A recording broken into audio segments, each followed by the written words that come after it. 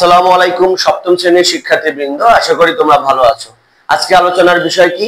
আজকে আলোচনার বিষয় হলো সৃজনশীল 1। এটা হলো তোমাদের বীজগণিত অংশের প্রথম সৃজনশীল। তাহলে চলো সৃজনশীলটি সমাধান করি। সৃজনশীল সমাধান করার পূর্বে আমাদের প্রথম কাজ কি? আমাদের প্রথম কাজ হলো সৃজনশীলটি ভালোমতো পড়ে নেওয়া। তাহলে সৃজনশীলটি ভালোমতো পড়ে নেই। 6x² - 5x + 1 এবং 2x - 1 দুটি বীজগাণিতিক রাশি। এই দুটি বীজগাণিতিক রাশির আলোকে ক, খ, গ তিনটি প্রশ্ন দেওয়া আছে, এর সমাধান করে ফেলতে হবে। তাহলে চলো প্রথমে আমরা ক নম্বর প্রশ্নের সমাধান করে ফেলি। ক নম্বর প্রশ্নটি বলেছে প্রদত্ত রাশি দুইটির যোগফল কত। তোমাদের এটা মনে রাখা উচিত যে সপ্তম শ্রেণীতে যোগফল না থাকলেও তোমরা সপ্তম শ্রেণীতে অর্থাৎ এর আগেই তোমরা যোগফল এবং বিয়োগফল শিখে ফেলেছো। এর জন্য এটা তোমাদের জ্ঞানমূলক হিসাবে প্রশ্নটি রেখেছে। তাহলে আমরা যদি এর সমাধান করি, আমি অলরেডি সমাধান কথাটা লিখে রেখেছি। তাহলে আমরা প্রথমে ক নাম্বারটার সমাধান করব। তাহলে প্রথমে আমরা লিখব প্রথম রাশি। আমরা কি লিখব? যে প্রথম রাশি। প্রথম রাশিতে কি লেখা আছে? 6x² - 5x + 1। এরপরে আমরা লিখব দ্বিতীয় রাশি। দ্বিতীয় রাশি। দ্বিতীয় রাশি লেখার সময় আমাদের একটা জিনিস অবশ্যই ভালোমতো মনে রাখতে হবে, এই প্রথম রাশির সাথে দ্বিতীয় রাশি একটু মিলিয়ে লিখতে হবে। কিরকম মিলিয়ে লিখতে হবে বুঝে দিচ্ছি। এই দ্বিতীয় রাশিতে কি আছে? 2x। এখন তোমরা চাইলে এটার নিচে 2x লিখতে পারবে না। কেন? কারণ এর উপরে আছে a² আর এই x এর উপরে কিন্তু a² নাই।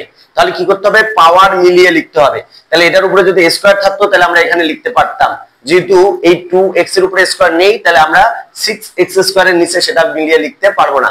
তাহলে কার নিচে লিখতে হবে? এখানে শুধু x আছে, এই যে এটা এখানে চলকটা শুধু x আছে। তাহলে কি করতে পারি? এই 2x আমরা 5x এর নিচে নামাতে পারি। তাহলে আমরা এখানে লিখবো কত? 2x। তারপরে কি আছে? -1। তাহলে একই রকম, অর্থাৎ পাওয়ার একই রকম, চলক একই রকম, তার নিচে সাজিয়ে লিখতে হবে, কিন্তু সহগ একই রকম না হলেও চলবে, এটা কিন্তু মনে রাখতে হবে। এরপরে আমরা কি করব? একটা আন্ডারলাইন দিব। দেওয়ার পরে আমরা লিখবো যোগফল। যেহেতু এটা যোগ করতে বলেছে, আমরা লিখবো যোগফল। এই যোগফল অঙ্ক করার যে নিয়মগুলো সেটা কি আপনাদের জানা আছে? জানা না থাকলে আবার বলে দেই। একাধিক অঙ্কের সামনে যদি একই চিহ্ন থাকে তাহলে চিহ্নটা সেটাই বসে এবং অঙ্কটা যোগ করতে হয়। আর একটি অঙ্কের সামনে প্লাস এবং একটি অঙ্কের সামনে যদি মাইনাস থাকে তাহলে বিয়োগ করতে হবে, এবং বড় অঙ্কের সামনে যে চিহ্ন থাকবে সেই চিহ্ন নামবে। এটা কিন্তু মনে রাখতে হবে। তাহলে এই 6x² এর বরাবর কিছুই নেই, তাহলে ওটা বরাবর নেমে যাবে। তাহলে আমরা কি লিখবো? 6x²। দেখেন 5x এর সামনে মাইনাস চিহ্ন এবং 2x এর সামনে কি চিহ্ন? প্লাস চিহ্ন। তাহলে আমরা কি বলেছি? একটা সামনে প্লাস একটা সামনে মাইনাস থাকলে কি করতে হবে? বিয়োগ করতে হবে। আর বড় অঙ্কের সামনে কি চিহ্ন? মাইনাস চিহ্ন। তাহলে বড় অঙ্কের সামনে যেহেতু মাইনাস চিহ্ন আছে তাহলে আমরা মাইনাস চিহ্ন নামাবো। তাহলে 5x এর থেকে যদি আমরা 2x বাদ দেই তাহলে কত হবে? 3x। আর +1 - 1 বিয়োগ যদি করি তাহলে 0 হয়। তাহলে সেখানে কোনো নামানোর প্রয়োজন নেই। তাহলে এটার উত্তর কত? এটার অ্যান্সার হচ্ছে 6x² - 3x। কি বুঝতে পেরেছেন? আশা করি ক নাম্বার প্রশ্নের সমাধান বুঝতে পেরেছেন। প্রিয় শিক্ষার্থীবৃন্দ, তাহলে চলো এবার আমরা খ নাম্বার প্রশ্নের সমাধান করে ফেলি। খ নাম্বার প্রশ্নটি বলেছে প্রদত্ত রাশি দুইটির গুণফল নির্ণয় করো। তাহলে আমরা এখানে লিখি যে এখানে দেওয়ার পরে প্রথমে আমরা প্রথম রাশিটি লিখি 6x² - 5x + 1। তারপরে দ্বিতীয় রাশিটি কি লেখা আছে? 2x - 1। এখানে আবার যোগ বিয়োগের মধ্যে কিন্তু মিলায়া লেখার কোনো প্রয়োজন নেই। এখন আমরা কি করব? এই 2x দিয়ে এটারে গুণ দেব, 2x দিয়ে 5x রে গুণ দেব, আবার এই 2x দিয়ে 1 রে গুণ দেব। তো কোন অঙ্ক দিয়ে কোন অঙ্করে গুণ করার পূর্বে কি কি গুণ করতে হয়? তার চিহ্ন গুণ করতে হয়। চিহ্নের গুণ কি মনে আছে? মনে না থাকলে আমি এখানে দেখিয়ে দিচ্ছি। প্লাস প্লাস গুণ করলে কি হয়? প্লাস। মাইনাস ইনটু মাইনাস গুণ করলে কি হয়? মাইনাস ইনটু মাইনাস গুণ করলে কি হয়? প্লাস। প্লাস ইনটু মাইনাস গুণ করলে কি হয়? মাইনাস। মাইনাস ইনটু প্লাস গুণ করলে কি হয়? মাইনাস। এই চিহ্নের গুণ করার সময় কিন্তু অবশ্যই এই ফর্মুলাটা মনে রাখতে হবে। এরপরে খেয়াল করে দেখেন, এই 2x এর সামনে প্লাস, 6x² এর সামনে কি আছে? প্লাস। যদি আমরা গুণ করি তাহলে প্লাসে প্লাসে প্লাস, সামনে প্লাস নামানোর প্রয়োজন নেই। তাহলে এই 2 দিয়ে প্রথমে 6 রে গুণ করব, তাহলে কত হবে? আর 6 দুগুণা, তাহলে কত হবে? 6 দুগুণা 12। x আর x² গুণ করলে কি হবে? এটা এখানে একটা নিয়ম আছে, ভিত্তি যদি এক হয় তাহলে গুণ আকারে থাকে এবং তার পাওয়ার গুলো যোগ করতে হবে। মনে রাখতে হবে ভিত্তি যদি একই হয় এবং গুণ আকারে থাকে তার পাওয়ার গুলো যোগ করতে হবে। তাহলে এই x এর উপরে 2 পাওয়ার, এই x এর উপরে 1 পাওয়ার, এই দুইটা ভিত্তি এক, তাহলে তার পাওয়ার কি করতে হবে? যোগ করতে হবে। এই x এর উপরে কোনো পাওয়ার নেই, তাহলে কত পাওয়ার ধরতে হবে? 1 পাওয়ার ধরতে হবে। তাহলে এখন আমার এখানে কত হবে? x কিউব হবে। শেষ। এবার এই 2x দিয়ে আবার 5x এর গুণ দিতে হবে। তার আগে চিহ্ন গুণ, এখানে মাইনাস আছে এখানে প্লাস আছে, তাহলে প্লাসে মাইনাসে গুণ করলে মাইনাস, তাহলে 5 দুগুণা 10, x আর x গুণ করলে কত হবে? x square. আমি আগেও বলেছি আবারও বলি, এই x এর উপরে কোনো পাওয়ার নাই, পাওয়ার না থাকলে 1 পাওয়ার ধরতে হবে। এই x এর উপরে কোনো পাওয়ার নাই, তাহলে 1 পাওয়ার ধরতে হবে।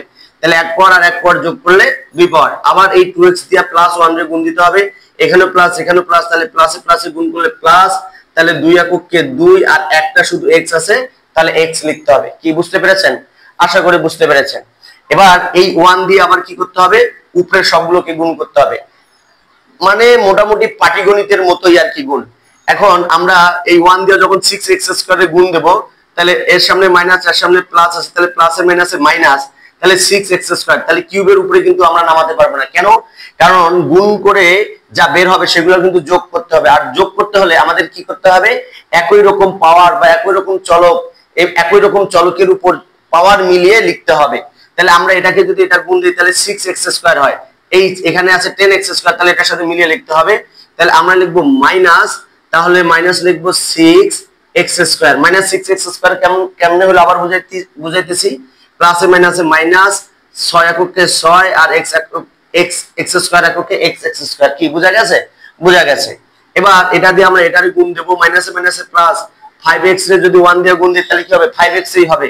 তাহলে এটার সাথে মিল আছে, তাহলে আমরা লিখবো প্লাস, এখানে লিখবো কত? 5x, প্লাসে মাইনাসে মাইনাস, 1 দিয়ে যদি আমরা 1 রে গুণ দেই তাহলে কত হবে? 1 এই হবে। এখন গুণ করার পরে যেগুলো গুণ করে বের হয় সেগুলোকে কি করতে হয়? যোগ করতে হয়। তাহলে আমরা দেখেন এখানে কিন্তু বরাবর কিছুই নাই, তাহলে আমরা লিখবো 12x কিউব। এবার এখানে খেয়াল করেন, এখন এখানে মাইনাস 10x স্কয়ার, এখানে মাইনাস 6x স্কয়ার, তাহলে এটা কি মাইনাস করব? না, আমাদের যোগ অঙ্কের নিয়ম হলো একাধিক অঙ্কের সামনে একই চিহ্ন থাকলে চিহ্ন সেটাই বসে, তাহলে চিহ্ন সেটাই বসালাম এবং অঙ্কগুলো যোগ করতে হবে। এখানে 10টা x স্কয়ার, এখানে 6টা x স্কয়ার, তাহলে কত x স্কয়ার হবে? 16টা x স্কয়ার হবে। এখানেও দুইটা একই চিহ্ন, তাহলে চিহ্ন সেটাই দিব, অঙ্ক দুটো যোগ করব, তাহলে কত হবে? 7x। এখানে -1, তাহলে এখানে -1 দেব। তাহলে আমরা লিখতে পারি যে গুণফল 12x cube minus 16x square plus 7x minus 1, এটাই হলো অ্যানসার। কি বুঝতে পেরেছেন? আশা করি গুণফলটি বুঝতে পেরেছেন। প্রিয় শিক্ষার্থীবৃন্দ, তাহলে চলো এখন আমরা গ নাম্বার প্রশ্নের সমাধান করে ফেলি।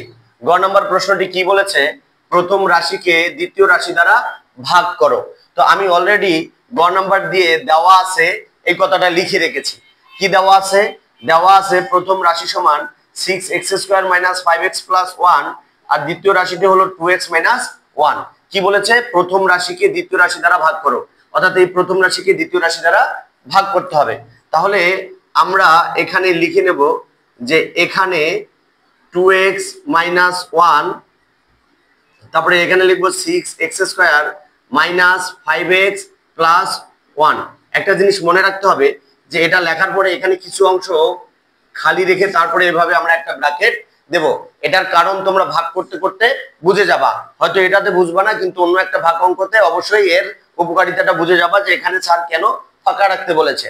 এবার আমাদের ভাগ করার নিয়ম আমি খুব শর্ট করে ভাগ করাবো এবং সহজ করে ভাগ করানোর চেষ্টা করব। দেখেন এটা কি?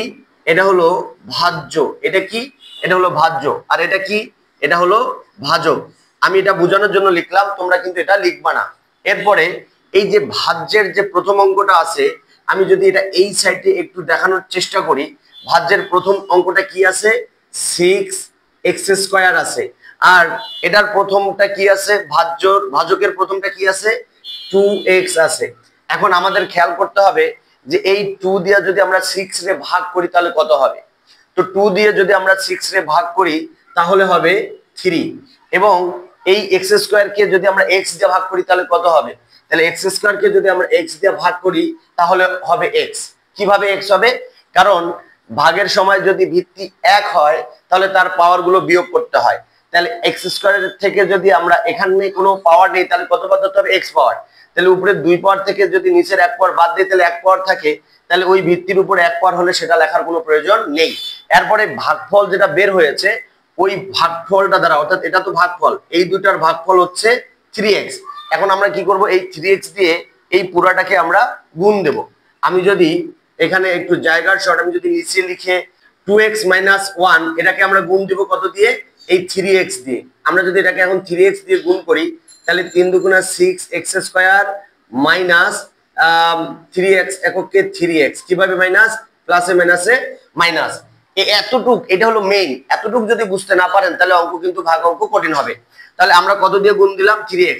তাহলে আমরা এখানে কি লিখবো? 3x। 3x লেখার পরে গুণফলটা এখানে লিখবো। তারপরে আমরা লিখবো 6x square minus 3x। 3x লেখার পরে আন্ডারলাইন দেব এবং এই যে এখানে একটু জায়গা রাখবো। কেন জায়গা রাখবো? কারণ আমরা জানি ভাগ করার সময় যে গুণফল করে যেটা বের হবে সেটা উপরের রাশি থেকে বিয়োগ করতে হবে। আর বিয়োগফলের নিয়ম জানা আছে? না জানা থাকলে আবার মনে করিয়ে দেই, নিচের লাইনের চিহ্নগুলো কি করতে হবে? পরিবর্তন করতে হবে। এখানে প্লাস আছে, এখানে মাইনাস দিতে হবে, এখানে মাইনাস আছে, এখানে প্লাস দিতে হবে। এরপরে আমাদের কি করতে হবে? যোগ বা বিয়োগ যেটা মন চায় সেটাই করো। দেখো এখানে 6x স্কয়ার, এখানে 6x স্কয়ার, তাহলে আমরা এটার সামনে প্লাস আর এই 6x স্কয়ারের সামনে কিন্তু মাইনাস। তো আমরা যদি 6টা স্কয়ারের থেকে 6টা স্কয়ার বাদ দিই তাহলে কিছুই থাকে না, তাহলে এখানে কিছু নামবে না। তো জিরো নামে, জিরো তো আর সামনে নামানো যাবে না। এবার দেখেন 5x, এই 5x এর সামনে কি আছে? মাইনাস। আর 3x এর সামনে কি আছে? প্লাস। তো একটার সামনে মাইনাস আর একটার সামনে প্লাস থাকলে কি করতে হবে? বিয়োগ করতে হবে। তাহলে আর বড় অঙ্কের সামনে যে চিহ্ন সেই চিহ্ন নামবে। তাহলে বড় অঙ্ক হলো মাইনাস। তাহলে এখন এখানে আছে 3x, তাহলে 5টা x থেকে যদি 3টা x বাদ দেই তাহলে কত হয়? 2x। আর উপরে যা আছে কি? +1, ওই +1 কে আমাদের নামাতে হবে। কি বুঝতে পেরেছেন? আশা করি বুঝতে পেরেছেন। এরপরে দেখেন এই জায়গায় আবার কি করতে হবে? এই যে ভাজ্যের যে প্রথম অংশ কত আছে? 2x।